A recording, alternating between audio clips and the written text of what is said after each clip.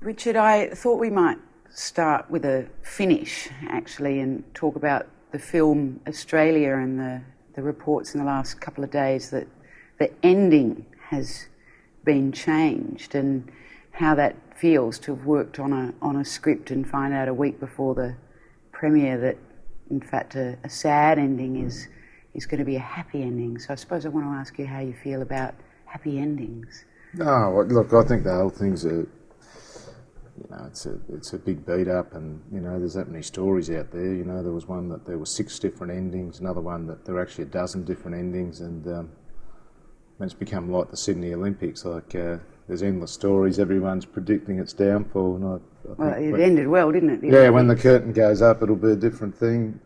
So it's not true, the report, or? It's true. The ending was changed. And what people don't appreciate is that Baz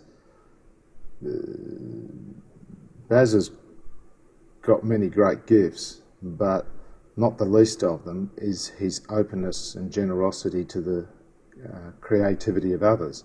So he's always, every day he wakes up, he's asking other people for their ideas on how the film might be better, and he's constantly changing the film. He wanted a huge amount from his actors. There's so much that was changed from the script. In the scripting, there were other people, he was always open to other people. And just to give you one example of how he works, his wife, CM, who's the production designer, as we were as we were writing the script, she would be assembling a script of images. So she would get the fresh scenes each day, and then she would just assemble the scene as told via images, and the images could come from anywhere. And then I would go and look at these images, and then I would change again what I'd written according to what images she'd come up with. And this was day by day as it was being filmed? Yeah, no, this day by day as we were writing it. Right. Baz worked for 3 years with a tribe of Aborigines up the back of Karanara. So he was always working with that mob. They had full input into what the names of all the Aboriginal characters were, whatever particular rites, dress, practices were all completely authentic to them, and they were being consulted to the end, and changes are being made according to what they thought. And so he's constantly trying to find a way of making his film better every day. So he did change the ending near the end. I think he wouldn't be half the director if he wasn't making fundamental changes. Like I worked on my novel to within 5 minutes of it going to the press because I wanted to have the best possible book, and I made some significant changes in that last day. He's doing the same thing. What I do know is that Baz doesn't bow to anybody, He works with a lot of people and is respectful of them, but he gets exactly the film he wants. So I've seen a cut that's not that far from what the final film will be, and I think it's completely true to all the things that he wished to say back when he first talked to me about it, some years ago. So it's a beat up, yeah. What sort of a film is Australia? It's meant to be a homage to sort of 40s and 50s Hollywood epics and melodramas, and it's meant to contain within that a completely different vision of Australia than perhaps a smaller, more pinched one that we were encouraged to believe we were over the last several years. And I think he wanted to smuggle out in the guise of this Hollywood melodrama this large and spectacular idea of what we were, that was about our land and perhaps some of the unique ways in which we view and relate to our land. It was to be about Black Australia, about its terrible history, but also about the hope for the future that might be encompassed in that. And it is quite extraordinary that although the film was conceived in a very different time, that this idea of hope and of coming together of different people, different classes, different races, in a spirit of hope is the same spirit that suddenly seems to be blowing in a fresh wind around the world. So he might just have the film for the moment. It was an audacious thing to call a film Australia. Was that your suggestion? Yeah, it was. Well, we were up in Kununurra and we were talking one night. There was no name for the film. We were talking about how the Americans never shy away from a largeness of vision, a confidence, and a sense in the centrality of human experience wherever it is lived. And they will call things American pastoral, American beauty, American pie, you know. And I said, isn't it interesting that we would never have the courage to say that our experience might be not greater, but not less, to say that it is equal of any other. And I guess we saw this film really as trying to think about anywhere, not as any place in the world, not as borders and barbed wire strung across the human heart, but as an open invitation to dream that can be taken up by any who wish to enter into it. And we thought, what a wonderful thing to call that idea Australia, because there have been other ideas of Australia, and this was one that we liked, because it should be an act of creation. It's a very hopeful and positive thing that you say now in explaining that. You know, I can never quite work out with you when I talk to you and when I read your work. It's probably why I asked you about the happy endings. Yeah. Whether you veer towards sort of optimism or pessimism as a human being. I mean, my sense is optimism, but then the things that upset you passionately. No, I went to a dark place for a while in my life, and I ended up thinking, what do you take your compass from? Do you take it from the despair you find, or from the hope? And really, the despair is always to be found in politics and the powerful, because you will see there the things that are the worst in human nature. And it is the case, if any of us were put in that position, we'd probably discover what we would manifest is all that is probably most wretched in us. But the world, the illusion of, you know, the modern news cycle of our obsession with the celebrity of power, is that that's where change happens. And more, I don't believe that. I think that's the great illusion of the age. Change happens and the world progresses to a better place because of the countless acts of people all around us who are too easily dismissed as everyday. And they happen in the small acts of kindness and courage that you see amongst your friends and your family. And once, I mean, it seems a very obvious and simple thing, but once you come to know it in your heart, then you do become hopeful. And I think, what's happened in America in the last couple of weeks is extraordinary, but perhaps it's a moment when, not when politics led, but when it simply caught up with the people.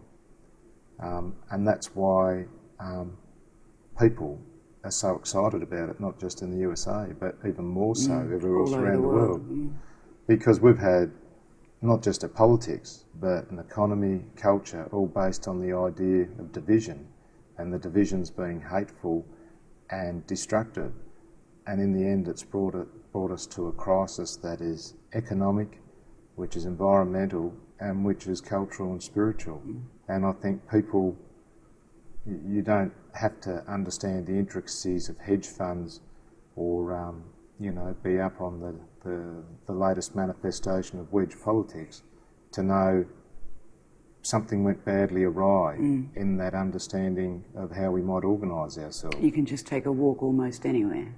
Yeah. So I think it's going to have a lot of manifestations in everything, from not just politics but economics and culture, where people are going to be looking for things that bring us back together after, to use a marketing term, because the idea came from marketing originally, in the post-war, to end segmentation. The dark place that you said you went to, was it the destruction of your beloved island that took you to that place, or was it a personal? There was, you know, I mean, there was a time when what was happening both in the physical, you know, what was happening in the Tasmanian environment. To live there, to live in a place where, even if you live in the city for a month up to 7 or 8 weeks a year, can be blanketed in smoke so thick from the burning of forests unique in the world. The smoke is so bad that the Asthma Foundation advises asthmatics to stay indoor till the burn-off of these forests ceases. To know there is place after place like that being destroyed, and that this crime's being covered up through a corruption of politics, media, and of a determined sort of intimidation of civil society, that was a hard place to be for a while, and it was hard to find hope in that. But there were other personal things, and I think everybody goes to those places, and there seem to be external reasons, but probably it's not really about that. There's a moment in your life when you stop and you wonder how you'll find a road to walk down again. Who knows why we go there, who knows how we get out of it. I'm glad I'm not there anymore. I remember obviously talking to you a lot at the time, particularly when your essay came out, and you felt lacking in hope that anything, you know, positive, that you felt the Guns Project would go ahead and so on. I watched the recent Australian story about you and Paul Lennon's quite vicious comments. I think it was his first interview since he stood down as Premier, right. And it made me think a response like that. You must have some hope now that this might not happen. Well, again, you know, you learn things through. What happened to me was a good thing because I learnt so much. But you have to go to a bad place to see what really matters. And what I saw was the truth matters. And in the end, lies are quick and have an immediate power, but the truth is inexorable and undeniable, and in the end, that will be the final judgment.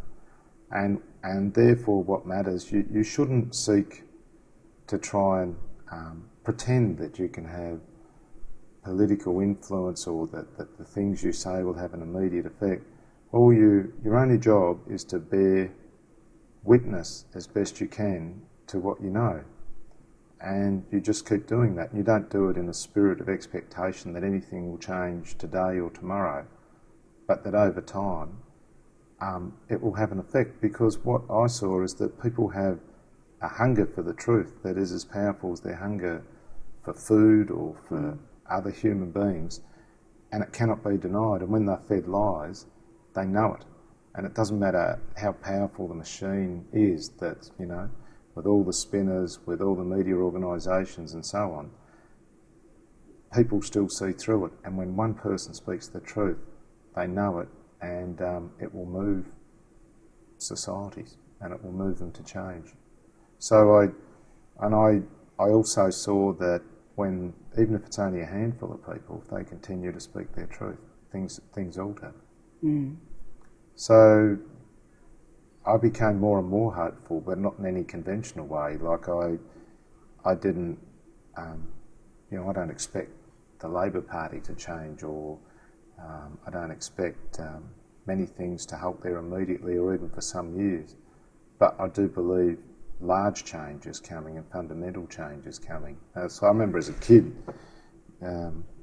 we used to go to the railway tracks and put our ears, out in the bush, put our ears to the iron and listen for the train coming miles away, and you could hear it thrumming when it, once it was a couple of kilometres out. And I think the world's like that today. You can hear a thrumming coming down the iron if you put your ear to the ground. And you think the change will be good? It couldn't be much worse, is that? Well, I think it'll be mixed, as change always is, and, you could have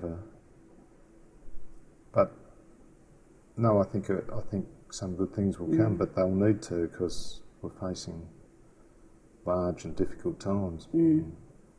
I want to ask you about your new novel, Wanting, and with this fantastic cast of characters. And I want to start with Mithina,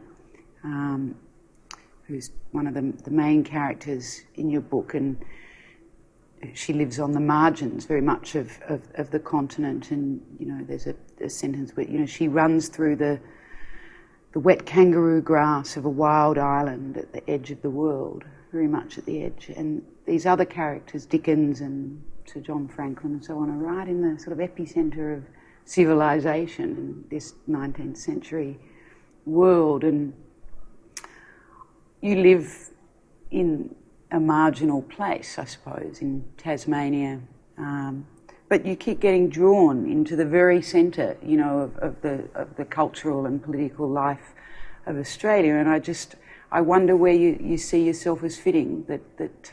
Is it strange to you that you've chosen to live this life as a writer, very much in the quiet and solitude of Tasmania, but you can change the course of a federal election campaign by something that you write, and irritate the hell out of politicians at every level.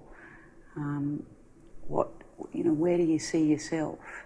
Right, I'm rather bored by myself, to be honest, Sally. I don't really think about myself much. I just always wanted to be a writer. It was probably the only thing I took seriously, and I've never thought much consciously about where I live, except it's where I come from, it's where my family and friends are, and I love that joy of, I used to, when you're young, you think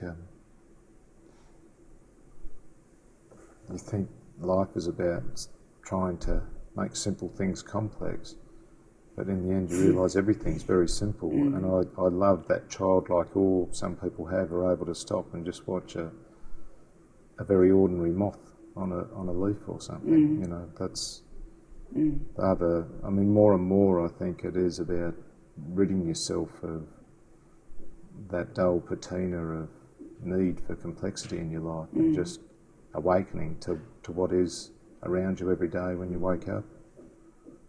That's taken us far away from your question. Yes, I know. We've meandered. Yeah. To me, it's a contemporary novel. It's not a historical novel. Right.